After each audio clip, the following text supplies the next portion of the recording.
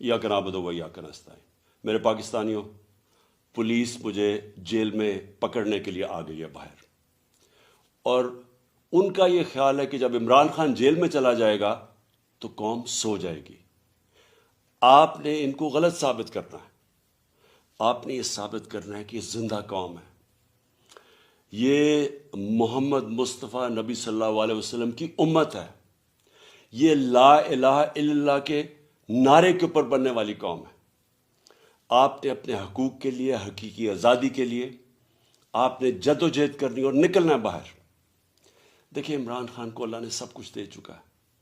میں آپ کی یہ جنگ لڑ رہا ہوں، میں تو اپنی ساری زندگی جنگ لڑی اور لڑتا رہوں گا، لیکن اگر مجھے کچھ ہوتا ہے یا جیل میں جاتا ہوں یا مار دیتے ہیں تو آپ نے یہ ثابت کرنا ہے کہ عمران خان کے بغیر بھی یہ قوم جد و جہد کرے گی، اور یہ بدترین غلامی ان چوروں کی، اور یہ جو ایک آدمی فیصلے کر رہا ہے اس ملک کے، یہ کبھی آپ قبول نہیں کریں گے۔ پاکستان زندہ باد۔